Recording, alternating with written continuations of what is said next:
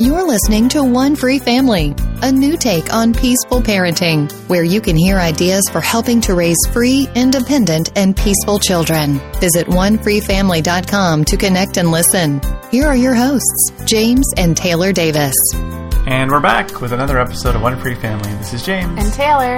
And we are excited to talk about an issue that kind of runs, well, a thread of this runs through a lot of our podcasts, but I don't think we've ever really tackled it totally head on, and that is ageism. Ageism. Yeah, the idea that you can treat somebody differently, or that somebody is better or worse based on their age, how many years or days or months they've been on this planet Earth of ours here. And you always make me feel so awkward during the intro. I don't mean to. Sorry. Yeah, well, you giggle when I'm trying to introduce things. Heavy is the head. Heavy is the crown. I'm just going to start over. Can I start over? No, don't start over. Just keep talking. We're good. Okay. All right, back on track. So ageism. I've actually, when we were trying to do research leading up to this podcast, we noticed that ageism, as it's directed towards children, because, ageism can also be expectations of somebody really old, right? Right. Or somebody middle-aged. But ageism, in this case, we're talking about specifically being directed towards kids. We've heard it called childism. We've heard it called adultism. Mm-hmm. So I think we're landing on ageism just to kind of try to encompass everything. Yeah, ageism as it's directed towards kids. Just like racism can be directed towards people of all different races. Right. You might want to talk about it towards one specific race. In this case, we're talking about ageism as it's directed towards kids. And you have a definition for us? Yeah, well, there's probably a lot of different specific definitions, but I think they all point towards the same idea, and I thought maybe I could just read one because it might be helpful to build upon this as we go forth. Me. Go ahead. Yeah, you don't even know what it is, right? You're just learning now? Go ahead. And we're going to do this podcast. Okay.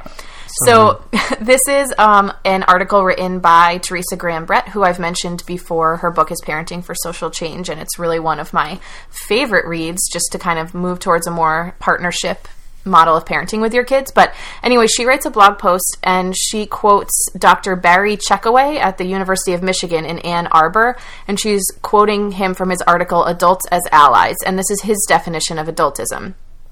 He says, adultism is all of the behaviors and attitudes that flow from the assumption that adults are better than young people and are entitled to act upon young people in many ways without their agreement. Yeah, I like that. So I think that's pretty clear, right?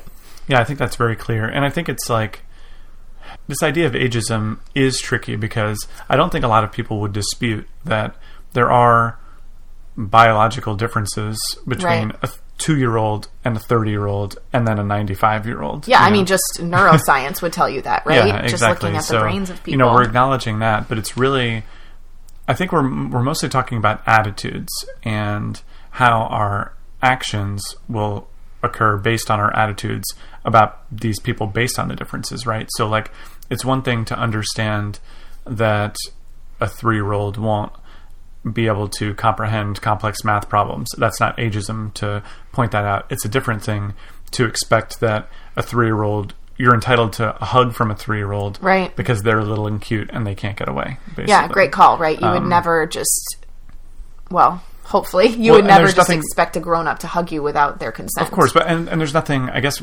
it's more like you can't take away that 3-year-old person's rights to their own body based on the differences that are taking place in their brain. And now, that it might not be true. You probably can take away their right to go charging into oncoming traffic, right? So I think there's going to be some semantical issues when we're talking about understanding that there are real differences in a much different way than you would say you could stop a person of this race from behaving in this behavior or engaging in this behavior based on racial differences versus this other person who you would let do it, right? Like, I don't think anyone would make that case.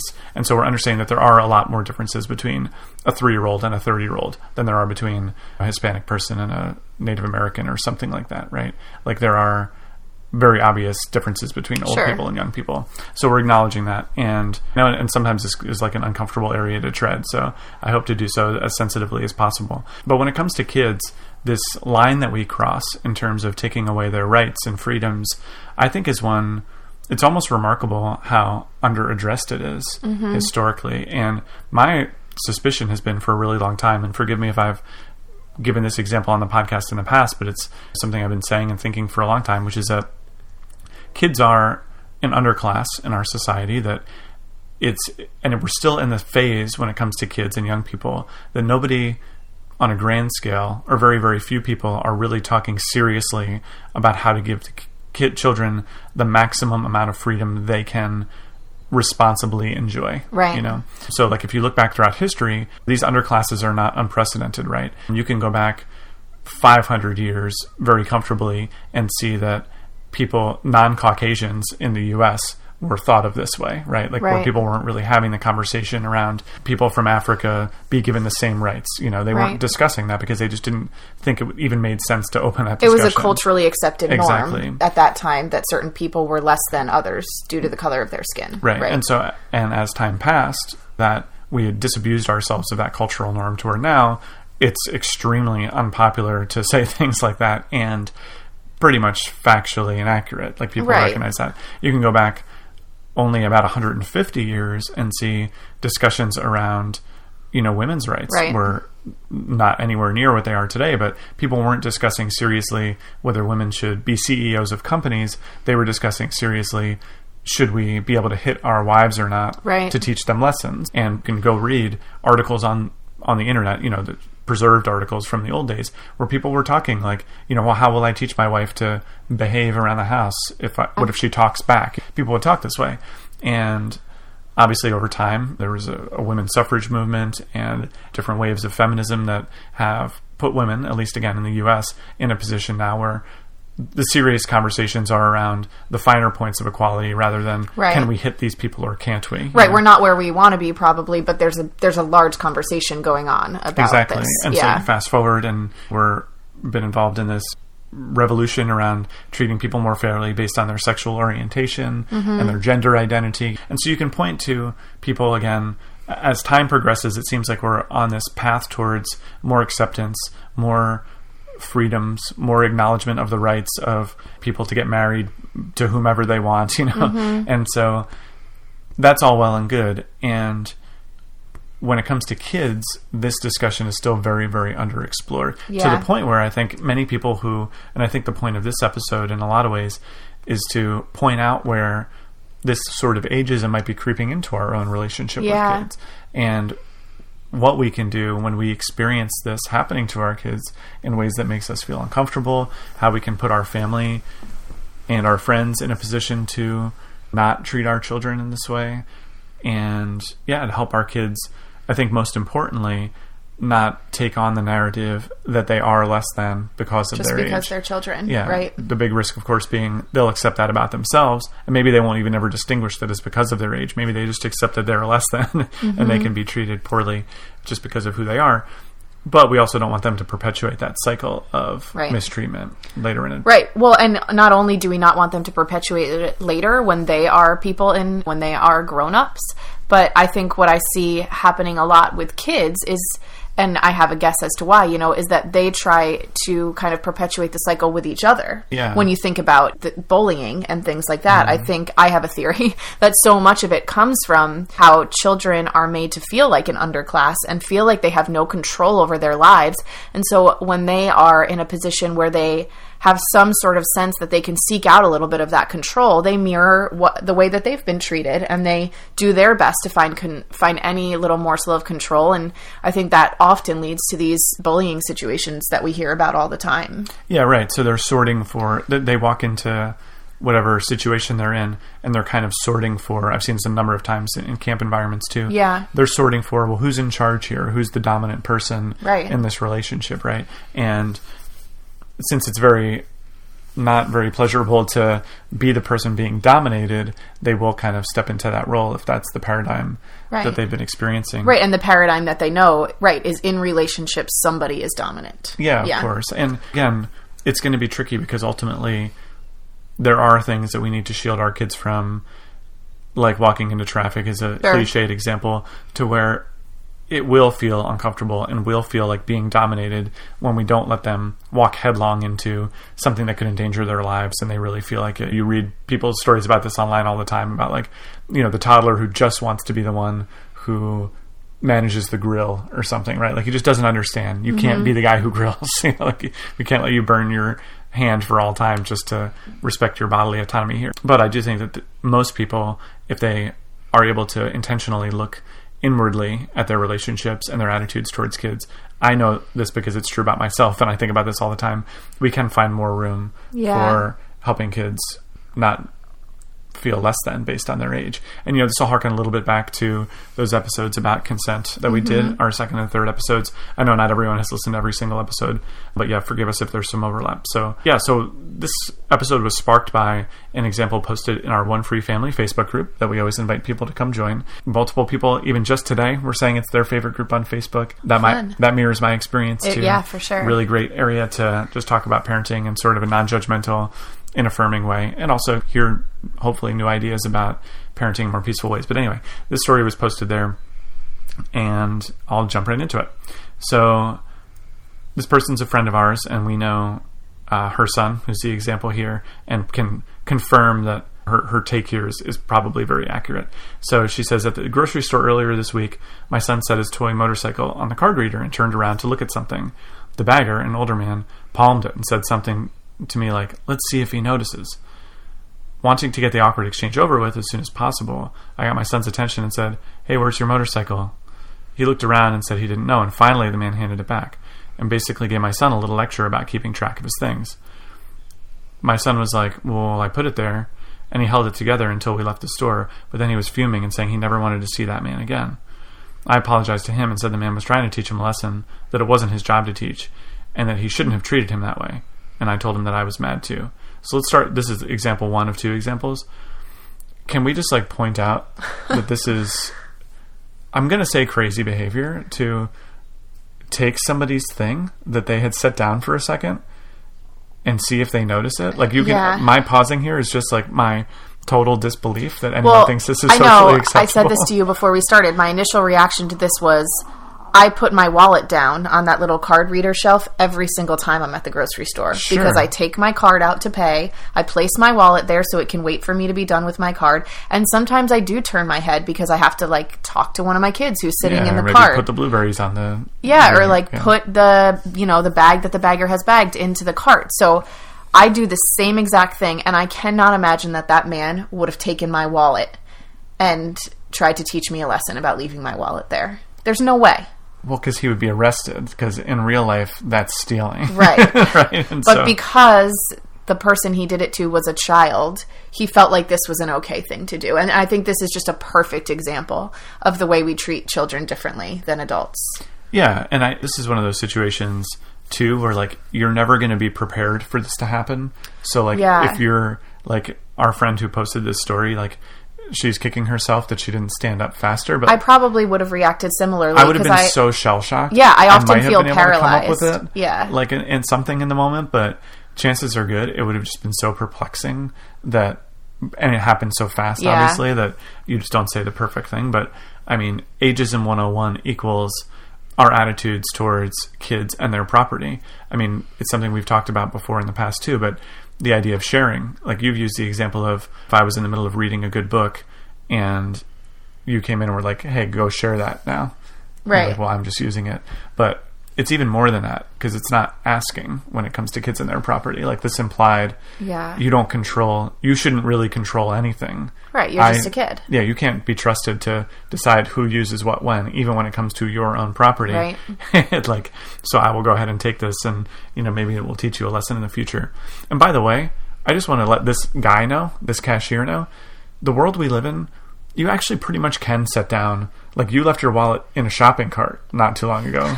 Not sure to embarrass you. In the cart return.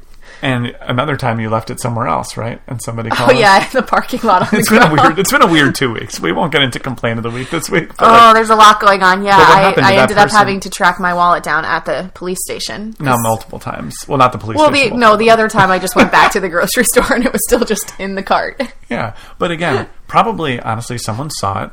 And the world we live in, especially, the place we live in, no one's going to come up and, take your wallet off of the conveyor belt. I just think, especially this, what strikes me is, there was no thought on this person's part that, the child might have set that down and thought, I'm setting that down and I will pick it back up, right? Like, he set it down to do something else while his mom was paying. It was very likely that he was just going to pick it up. And if the man was actually worried that he was going to leave it, he could have just watched, waited, and if the family started walking away without it, he could have said, oh, hey, you forgot your toy. That's what you would do to a grown-up. Well, and I think it's actually something more insidious than that. I think it's fun for a lot of people to lord little things over kids. And not I think so too, but I don't want to imply that everybody... I think there's like... I agree, and it might have been that way for this man. But I also... Well, the let's see if he notices thing is yes. Like, let's play a little trick on this kid. That's kind of teasing and taunting. And, of course. Yeah, bullying in its own right. Like, of course it is. Yeah. Yeah. And I think we just call Well, that's why I was saying, if...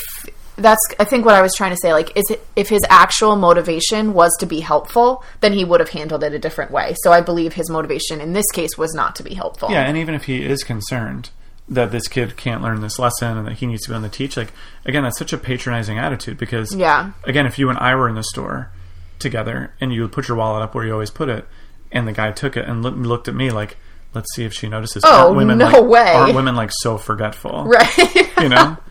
Like, I am pretty forgetful, though. It might have been a good idea like a good for me. lesson. Yeah, not because I'm a woman, just because I'm me.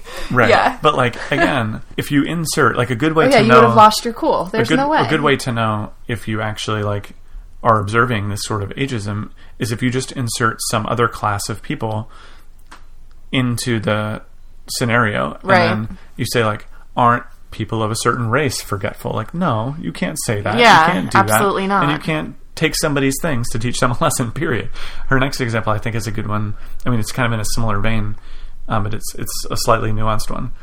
So she says she was at the store and she let her kid pick out a Hot Wheels car, and he put it on the belt and then ran around to the bagging side of the lane, and he was basically like asking if he could hold the car again after it was bought.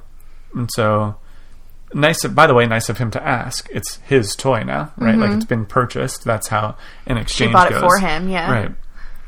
And the cashier, an older lady, says, what's the magic word? Again, if I'm at a store and I go down to the thing and say, oh, will you hand me that? Like the toothpaste I just bought. Never in a million years would somebody tell you to tell them the magic word. The magic word? Abracadabra, my dude. Hand me my toothpaste. What is the magic word to get your own property? Yeah, exactly. And I guess, like, and you know, and our friend points out that she's helped her son to rephrase like rude demands, like give me that or whatever, sure. And you know, try to help him to understand nicer ways to communicate things. But she certainly doesn't do like the whole magic word thing, and that her son actually got really angry with the woman. She couched and tried to help him to be more respectful, and then he just basically, before she could even ask her to give him the toy, he broke down into tears, right? And so you're right, he's just feeling so powerless, so terrible in this moment. And finally, this woman relented and apologized. But like, this is a time where, like, I hope that person looked inwardly, and maybe they did, maybe they didn't. Maybe she was just thinking, oh, that kid was like too sensitive. Like, he should learn to say please. Who knows? Right. But hopefully they looked inwardly. And again, I actually think this type of interaction does teach that woman a lesson, or teach other people a lesson, which is like, again, kids are people. Like, you can't just lord over them. The fact that just because you can control their things, control their property, it almost never means that you should. You know? Right. And I'm thinking about, you said he reacted by yelling. I'm thinking that that's an appropriate reaction, actually. When somebody is holding your property and refusing to give it to you unless you say a magic word and you're 4, like... Well, right. And you know, it's tricky, right? Because, like, I think people with a high emotional intelligence, like, if some cashier awkwardly did that to me in a store... Yeah, you wouldn't yell. I wouldn't get angry with them. I would understand that they had no clue what social cues were. Right, but it's totally understandable at the same time. Well, yeah, but if you're right, if you're a young person and you simply would have no idea that somebody would just, like, awkwardly do this to you, getting angry is a perfectly understandable response. And I wouldn't personally even encourage my kid to rephrase his rude behavior in this way, because I would actually be empathizing with him. I would try to help him to see her perspective. Like, she just doesn't understand why this was so inappropriate. That might make her feel pretty uncomfortable, but it's true, though. But yeah, and so it's like, I don't know, there are going to be a lot of examples like this. And I think I like what our friend did here, where she was just comforting her son and helping him to understand that what happened wasn't okay. Yeah, and yeah. I think like that's really the powerful piece when we think about trying to help our kids process situations like this, because there's going to be countless times, not just with not respecting our kids and their property, but you mentioned the bodily autonomy example in the past, the fact that grown-ups sometimes will expect a hug or a kiss or whatever. And I think immediately, I really like what our friend did here, actually, like immediately helping our kid to process. Yeah. I would have felt angry too. You weren't wrong for expecting to have your property. Sure. That really at least helps avoid the most worrisome potential outcome here, which is that our kids just come to believe that they are less than, that they can be bullied around. Right. Yeah. And so let's move on to some other examples of ageism. I think one that's appropriate here is even just language. Like, I like to think about the language we use when we talk about certain kids' behaviors. Talking back is one that comes to mind for me. I don't know if we've ever gone into talking back. That's a great example on the podcast here, but what does talking back really mean? Like, when you hear the term talking back, what do you assume has happened? At this point in my life and all the work I've done around parenting, I assume that when someone says their child was talking back, that their child was expressing an opinion that was different to the parent's opinion, basically. That's my assumption. And maybe in some cases, the child was doing it more aggressively or assertively than others. But what it boils down to for me is they were probably expressing a different opinion or pushing back against something the parent was asking them to do or not to do. Yeah, like, go do the dishes. Why should I? Right, exactly. Yeah, or questioning something. That's another, maybe not even expressing a different opinion, but questioning why they were being made to do something or what, Yeah, where it's implied that your difference in opinion is the bad part here, right? Or like your need to question is somehow a negative thing. Yeah. And that basically, it's like a talking back is the precursor to because I said so. Right? I was just going to say, and what often follows that talking back or that questioning that is quite ageist towards children is that because I said so. Well, don't talk back is just a synonym for because I said so, right? Yeah. It's like, don't even ask me, like you should understand. Right. And can cause the person to feel kind of stupid, like their opinion doesn't matter, or that it should be so obvious that they should be doing what they're told that that they shouldn't talk back. But again, I think if we put ourselves in the shoes, because sometimes feeling frustrated towards a child's behavior toward you when you ask them for something, like say to clean up a mess that they just made, right? I understand why it can be frustrating in that moment. But my goal is not to just, I don't want my kid, and this is I guess where it gets nuanced, I don't want my kid to walk away. My kid, like this just happened today. We're making a smoothie, the frozen blueberries get dumped all over the floor. I say, okay, well, let's clean them up. You know, it was an accident. I'm not angry with you, but like, let's get these cleaned up. Now, in this case, our son helped me clean it up. He understood. He was like, ooh, it was an accident. Sorry. So we cleaned up. Now, if he had said, why should I? My goal in that moment is actually to help him understand why he should. Yeah, totally. not to, like, much more important than him actually physically picking up the frozen blueberries and putting them back in the bag, or I guess I just gave away that we'll sometimes put frozen blueberries from the floor back into the bag, but, you know, that's just living. Don't come to our house for smoothies. Yeah, exactly. But the floor is like kind of clean. I don't know. Yeah, you're right. When's the last time you cleaned it? Oh, a lot more recently than the last time you cleaned it, I think. Okay, so it's been a while. Served. How about that? But in this case, my goal is to actually help him to understand, well, the blueberries got spilled on the floor. I know we were all making the smoothies, and I asked you to grab them. So, like, I'm happy to do it with you, but, like, we're both responsible here, right? But a really calm conversation about that, I believe, helps accomplish the goal of helping him to understand why when we make a mess, we should be the people to clean it up. Now, had I said, don't talk back, let's clean up, what does that tell him? Well, what that communicates is the most important thing here is that you do what I say. Right. And it doesn't really matter if I'm justified here in this moment or not. The simple fact that I said it is all you needed to know, right? And now, why is this dangerous? Well, there's going to be plenty of times in everyone's life where someone is going to try and get us to do things. And for all different motivations, they're going to try and sell us a new car or a more expensive version of a car, or they're going to, and that would be the most benign sort of example, right? Or they're going to try to pressure us to do something, engage in some risky behavior that we're not comfortable with, Yeah. or maybe somebody's going to try and give us a kiss who we don't want to be kissed by, Right. or the list goes on. Right. So we run this risk of teaching our kids the lesson of, if somebody who's in a seemingly authoritative position over you tells you to do something, you do it. Yeah. Yeah. And even if it feels uncomfortable or you don't understand why you should need to. Right. That ultimately the important thing is that when you're with someone, that's why, like, I was at a thrift store recently, and there was, like, one of these signs, like, 20 things our kids should learn. And, like, a lot of them were, like, really good. But one of them was, listen to adults. And I was gosh. like, I just wanted to take a Sharpie marker. Just like cross it out? Or, like, buy it in the store just to burn it so no kid Yeah. might see it. Because it's like, no, never tell your kid to listen to adults. Like, that's... Just like point blank listen to adults. Of course not. Yeah. Yeah. Like, I think be respectful, try to listen to people, but don't, like, and this is another, like, ageism piece, listening to someone, like, when you and I talk to each other, and you could say, like, oh, hey, were you listening? Like, maybe I was looking at my computer. I was asking, like, were you actually paying attention to what I'm like, saying, and did you hear it and comprehend it? But when I ask a kid, did you listen to your mother? That means, did you follow the directions? Did you obey your mother? You haven't been listening today. Like, exactly. It's like, no, actually, I heard that you wanted me to pick the blueberries up. Right. I just didn't do it. Right? Yeah. And those are very distinct things. But ageism looks like different words mean different things when they're applied to people of different ages. And I will say, too, that I think I've had various moments in my life where I have had the thought, in my parenting journey, where I've had the thought of, like, man, if I said those things to my kids, my day-to-day would be quite a bit easier.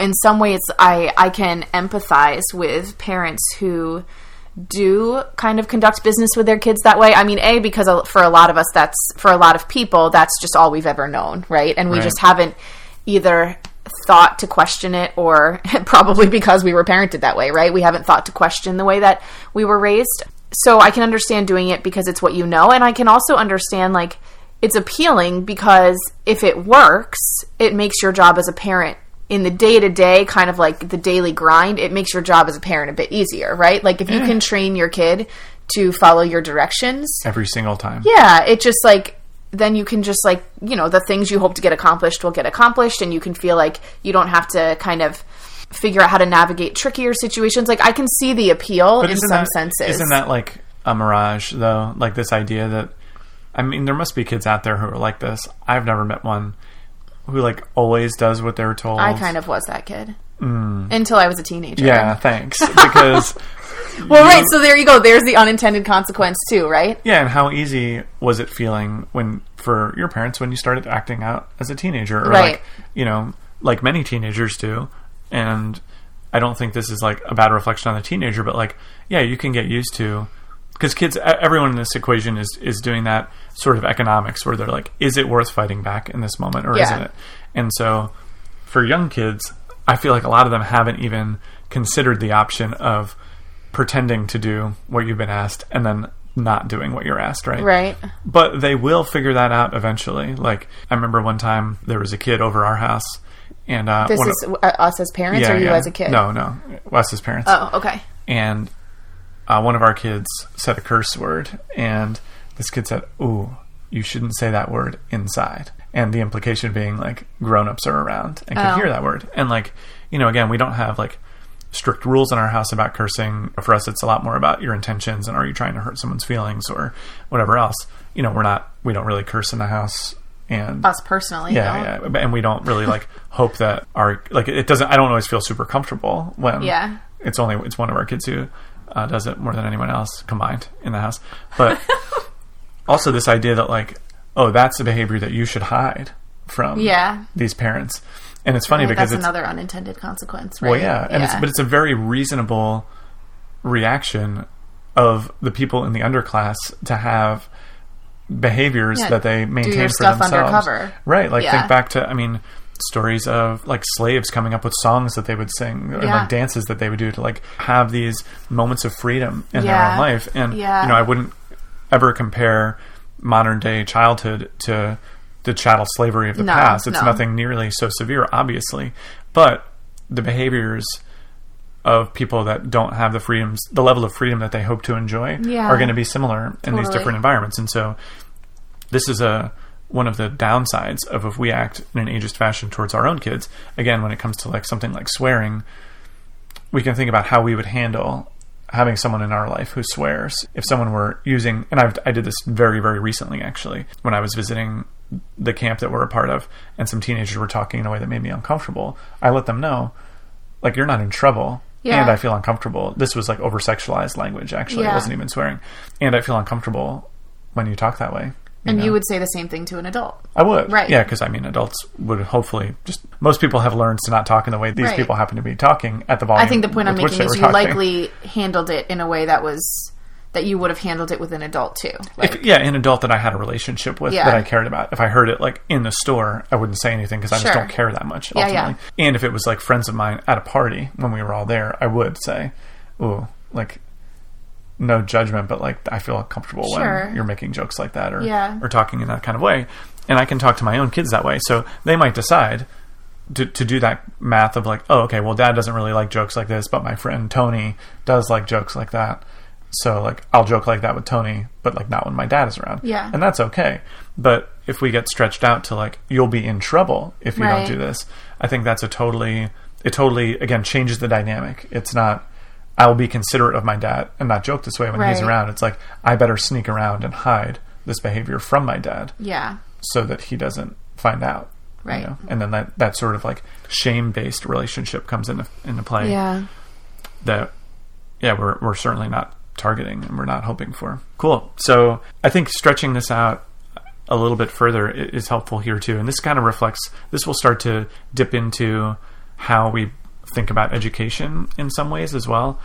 Just thinking about behaviors that are very, very common from adults to kids that we would never tolerate in our own life, even with the greatest of intentions. And so maybe I've used this example in the past too, but basically when it comes to how we spend our time, many adults would not want to tolerate, certainly not even a lot of input on how they want to spend their time, but definitely not having their days planned out for them. Is that where you're going? Exactly. Yeah. So an example here would be, given this speech to camp directors before when I've done some public speaking in this arena, but the offer I presented is, you can pay me $500, and during that week, I will choose everything you do for that time. Mm-hmm. Now, you know me. I have the best of intentions here. You know I'm really fun. I have a pretty good grasp on the types of things adults like to do for fun.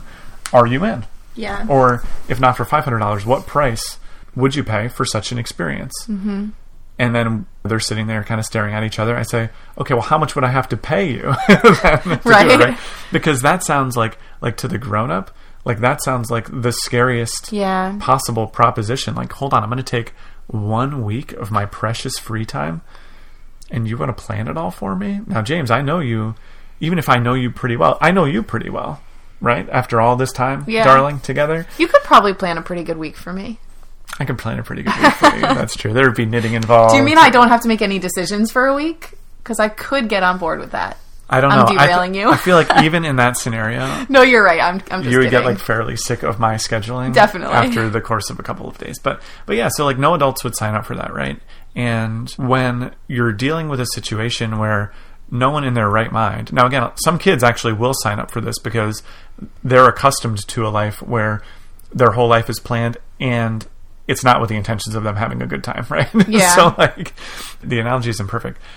But when we're thinking about trying to help our kids, especially spend their free time, people are going to have different opinions about education. That's different episodes we've talked about our belief system in terms of why we trust kids to pursue education on their own terms. But even involving like the free time, we would never tolerate it in our own life. And we have to understand then that we are treating kids differently specifically because of their age. Now, maybe you're comfortable with that, right? Maybe you just think it's mandatory and necessary.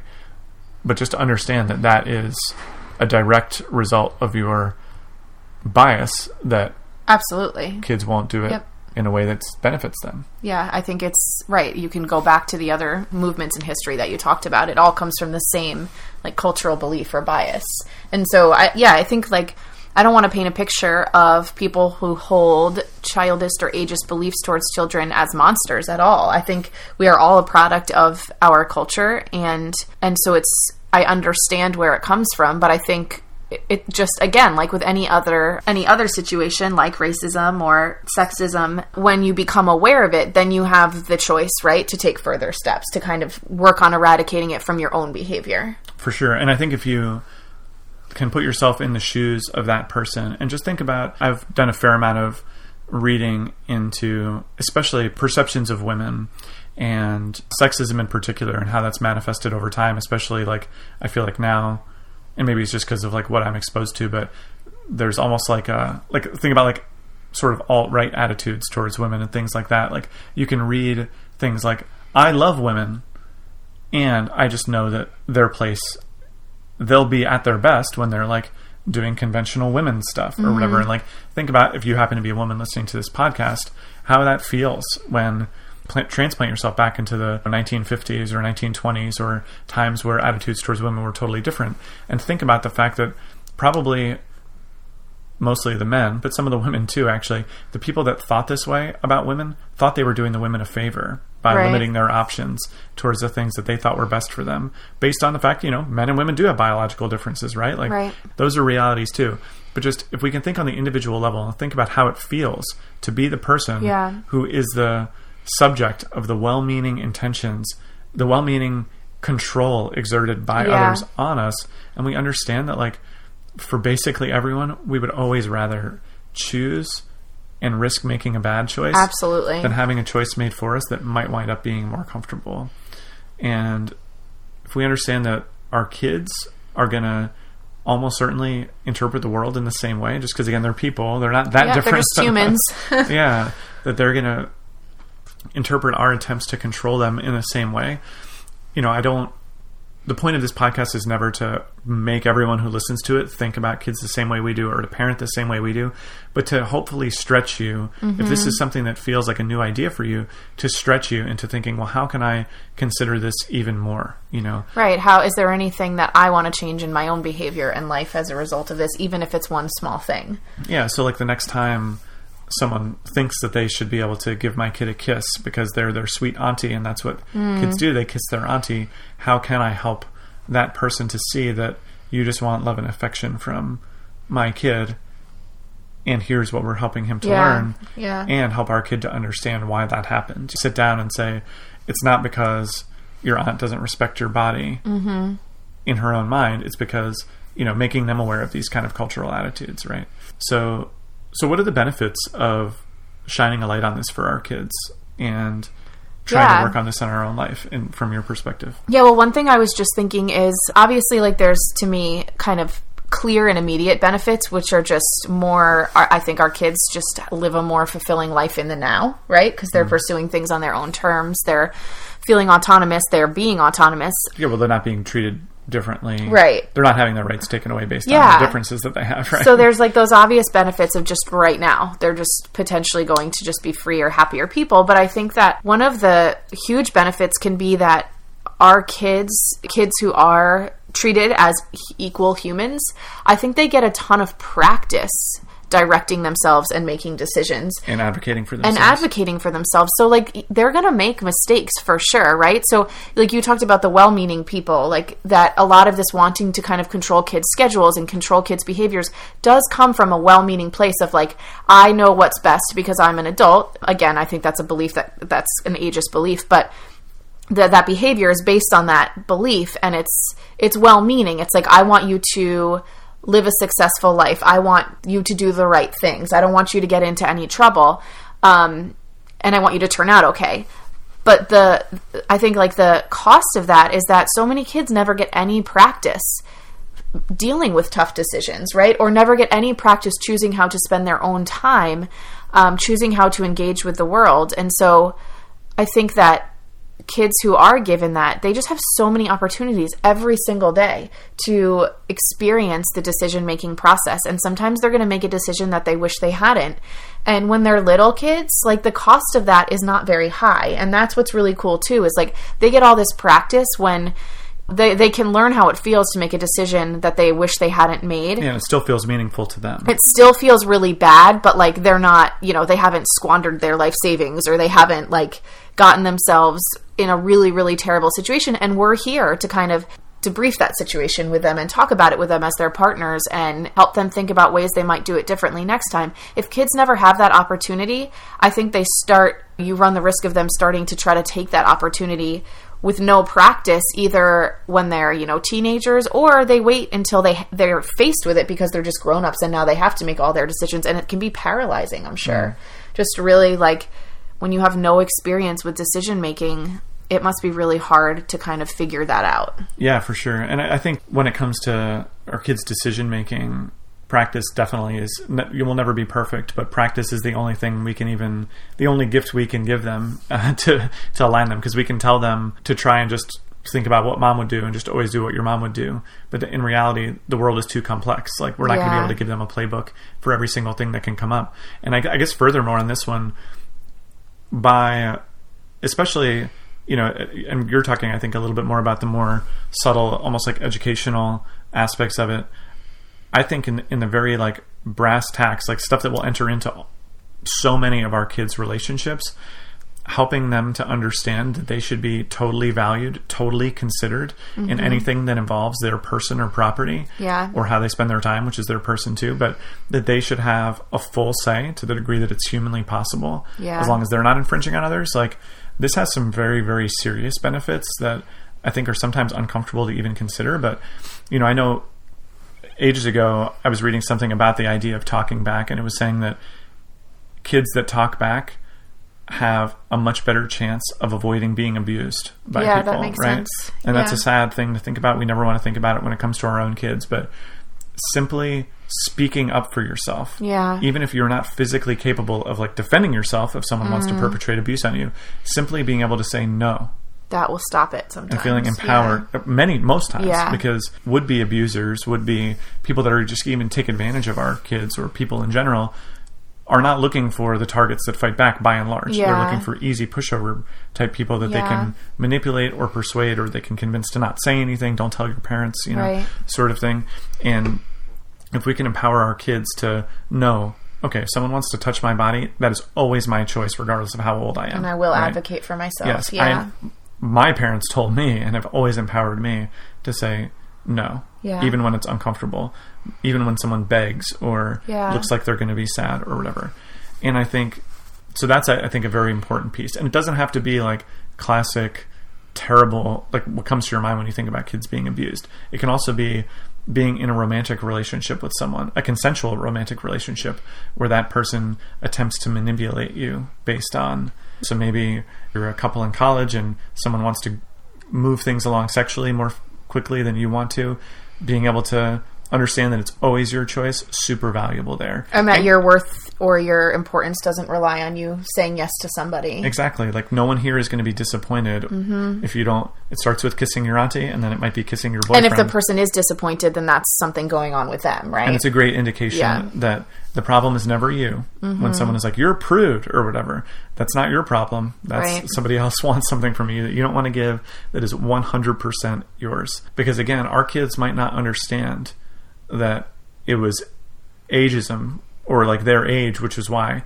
their bodily needs didn't need to be respected. They may might just take internalize that it's them. I do what people tell me. That ultimately somebody else's feelings are more important than my feelings about how my body is respected. This can go on to our employers, right? Like, we are used to being mistreated based on being lesser than other people. Like, we might put ourselves, even if we don't allow our employer to abuse us, we might just put ourselves in work conditions that we don't like, or work a job we don't like. Put up with treatment in a job that doesn't feel right to us. Or, let someone change the terms of the contract at the last second or whatever, right? And then, so there's those pieces. But I think the even loftier goal, if I can for a second, to circle back to what I talked about in terms of those other underclasses throughout history that have finally had their big moments where, like, attitudes on a cultural level towards people of color, people of different sexual orientation, women, the list goes on. When they've had that cultural shift, a lot of that has been because the people in that group themselves understood that they didn't need to be treated that way anymore, that they acknowledge, okay, I'm not worse because I'm different, or I'm not societally powerful class. With kids, that's going to be tough. Like, no 8-year-old is going to lead the children's revolution and earn kids' rights. It's going to take grown-ups choosing to give those rights back. And the people that are going to be the most likely to lead that charge are going to be people that were afforded that opportunity as kids themselves. Right. But if people are going to take the reins in this like civil rights movement for kids to have more rights over their bodies and time and whatever else, how they're treated, it's so much more likely to be people who know how that feels. Because another thing I've seen in camp environments, which I think are a reasonable proxy here, when I've come to camps where adult convenience is highly prioritized, the adults that are there are so used to that. And if they afforded the adults that convenience when they were the campers there, they're it's very difficult to get them to understand why it's important to give that back. On the flip side, when I show up at a camp and there are like 16-year-olds there who are like on the older end of being campers, these are mostly sleepaway camps, and I come to them and talk to them about asking them to reflect on how it's felt to be treated differently based on their age and so forth, and they get it. And then we like give them more freedoms that we believe they should enjoy. When those people become of age to like help run the camp with me, to be the counselors, they're so adept at affording kids that same freedom and really understanding why it's important, right? And so I think if this resonates with you, if this is something that sounds important to you and something that you want, like a puzzle that you would like to help solve in the future, going as far as you can when it comes to working on your own attitudes towards kids, working on your kids to feel empowered, you will be a really critical part in making the world a much better place for kids into the future. Again, even if you don't adopt, say, like unschooling whole hog, like even just the other stuff around like kids' bodies, around what words they need to say, not forcing kids to say sorry or please or thank you, or the less that we can force kids to do things because we feel like they should do them, the better, I think. Yeah, and I don't want to neglect to say that it sometimes takes a lot of really hard work to get there, right? It's if you were parented in a way in which your rights were not really held up and respected, you get to adulthood and you feel like, finally, it's my turn, right? I get to live life the way I want, and it can feel like a ton of work and really inconvenient to like re-examine that and re-examine how you want to raise your own kids. And so I totally get it. It's not easy, and it definitely asks us to take a really close look at what was done to us and how that might feel painful to look at now, and to make a change is hard. Like you said, I think it's really, really worth it. Yeah, I hope so. And yeah, so I think we've hit the end of it. What do you think? We've done it. All right. So thanks so much for joining us on this journey, and just remember that each moment is a new opportunity to be the parent you most want to be. Love you guys. See you next time. Thank you for listening to One Free Family. If you enjoy the podcast, please show your support by becoming a patron at onefreefamily.com/support. Your support will help make this show better. Plus, you can get access to rewards and additional episodes by joining. Again, that's onefreefamily.com/support. This has been a Pax Libertas Productions podcast.